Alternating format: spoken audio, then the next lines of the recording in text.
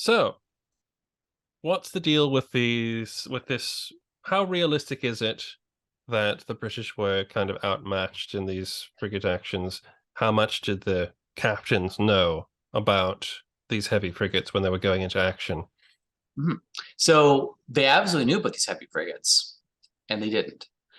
So the the construction of these three frigates being exceptionally large, exceptionally heavily armed, pretty sturdily built as well, and that wasn't a secret or anything. People knew about this. Like that kind of thing could not have been a secret at the time. Um, and there were some British officers, in particular, Vice Admiral Herbert Sawyer, who was the commander in chief of the North American squadron based here out of Halifax. He was the commander in chief there for a few years into the War of 1812. So he was the commander in chief in the peacetime leading up to it, when there was a realistic prospect of war, and he was worried about these ships, and he kept writing to the Admiralty saying, "Hey, I need larger frigates. I need ships of the line, because if we go to war, those three frigates there are a danger because they can probably outfight any of my frigates." But the Admiral didn't take it seriously. And frankly, most naval captains didn't take it seriously. And they actually had good reason to. So throughout the 20 years of war that had preceded the War of 1812 against France, Spain, there had kind of been an arms race of sorts of frigate construction, particularly in the 1790s. In 1790, the standard frigate for any navy was a 38-gun fifth rate. So this is a ship. It's called a 38-gun frigate, and I've said the same thing. It's actually a misnomer because they did not carry 38 guns. The British were really inconsistent about how they rated carronades, so short-range guns. Sometimes they counted them as guns, sometimes they didn't. A 38-gun frigate typically had something like, 55-ish guns on board. But they were typically very small comparatively. So the standard frigate was a 38-gun frigate. It had a main battery of 18 pounders, sometimes 12-pounder guns, meaning they fired shot weighing 12 pounds or 18 pounds respectively. And in the 1790s, first the French and later the British began experimenting with ships armed with more guns. They were typically rated as 40 guns, carried more, of course, and their main batteries consisted of 24-pounder guns. Previously, these had only been used on small ships of the line, so it was a big jump. To make a frigate with decks and hulls capable of holding that weight of broadside was an achievement in and of itself. So larger frigates, more heavily built, more heavily armed. What the British soon learned, however, is that they were able to defeat France's heavy frigates with smaller 38-gun, 18-pounder frigates. There are a couple instances when a French heavy frigate is defeated by a smaller British one. So the lesson that the British take is we don't need these more expensive, these more heavily armed ships. And we can see this lesson, being taken into effect in 1813. HMS Endymion, which is one of Britain's first purpose-built heavy frigates, armed with 24-pounders. When the war resumes in 1813, after the Peace of Amiens, Endymion is kept in reserve a lot longer than many of her fellow frigates because she requires a larger crew, more expensive to maintain, more expensive to man, more expensive to operate. And at this point, the British didn't really see the value of these heavier, more expensive frigates. The smaller, cheaper 18-pounder frigates did the job just fine. And that's the perspective most British captains had going into the War of 1812. One fascinating account, too, is that of John Carden, who was the captain of Macedonia, the second British frigate to be lost. The story goes, and I'm not 100% sure how accurate the story is, but it's told often enough, is that he visited American naval port in 1811. This is common. British ships would stop often on their way, especially back to the West Indies from Halifax, where the winds are contrary to the way you want to go, so you'd stop often. And he visited USS United States, one of America's heavy frigates, and he got a tour of this ship that he would later be defeated by. And so he saw firsthand the size of the ship, the guns, etc.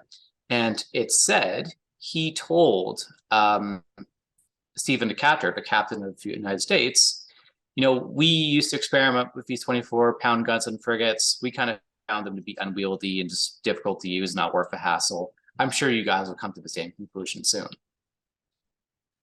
And in the end, that prediction is proved boldly wrong when his ship is captured. Right. So they knew and they didn't. They knew that they were happening. They just did that because their only experience had been against the French ones. Mm-hmm. And I never asked Olivier Aranda about heavy frigates. But he's in the he works in the French Navy of the French Revolution. So maybe that's for another episode. I'll have to follow up with him on that. What's the deal with that? But because their experience had been with the French ones, they, I guess, got somewhat overconfident or just got the wrong impression as to what these ships could do.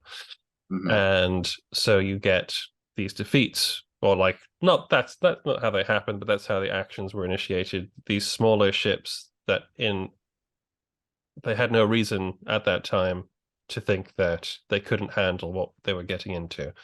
Mm-hmm.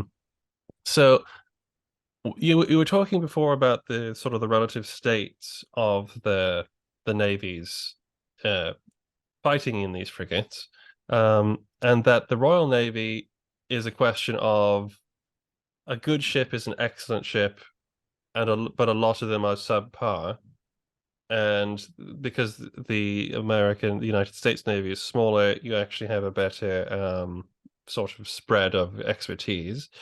Is that reflected at all in the fact that I don't know, is it sort of a fighting spirit thing? I don't know. Why did two of the potential prizes sink, essentially?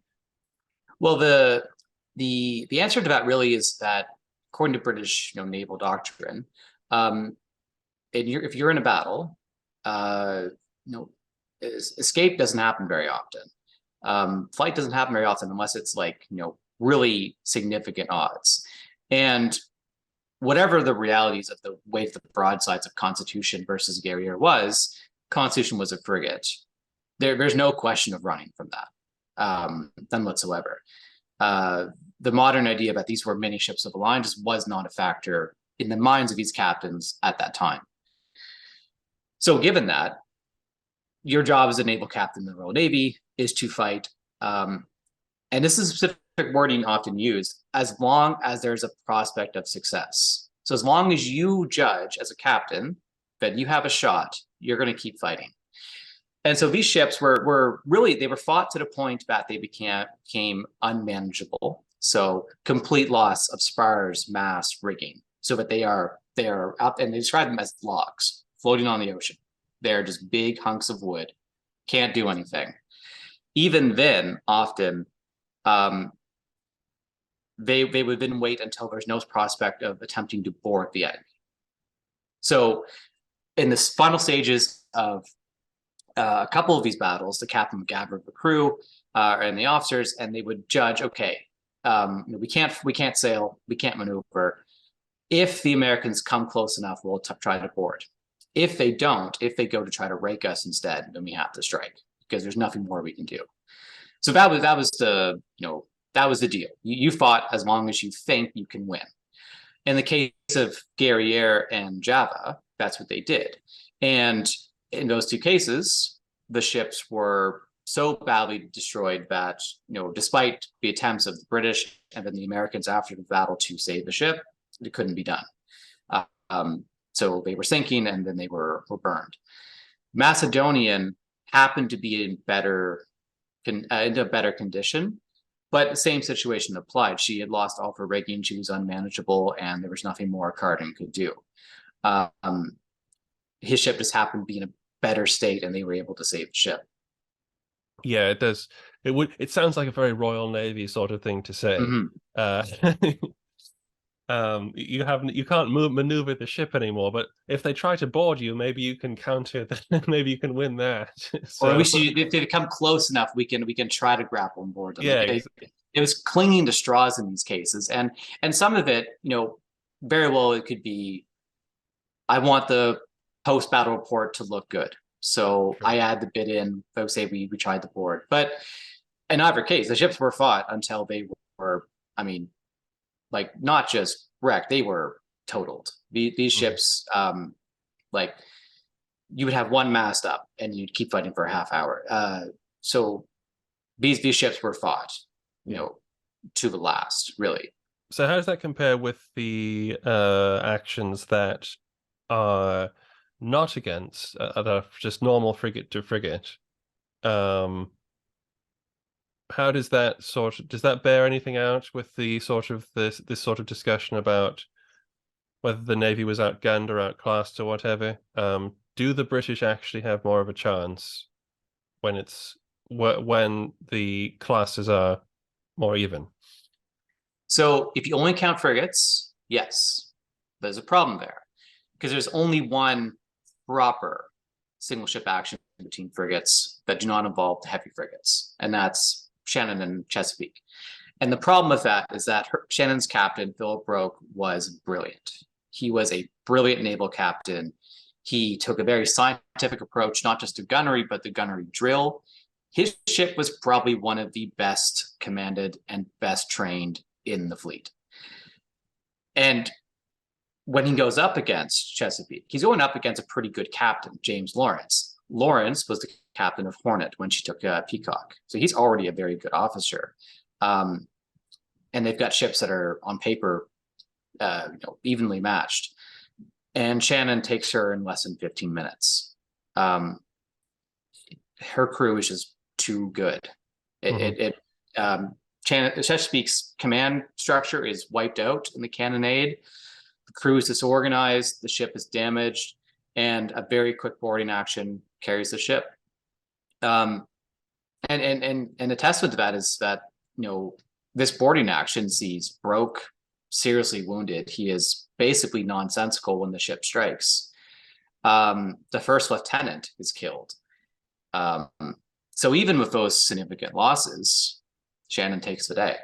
And it's the second lieutenant, Provo Wallace, who sails them both back into Halifax. So, even with a impacted command structure, Shannon wins.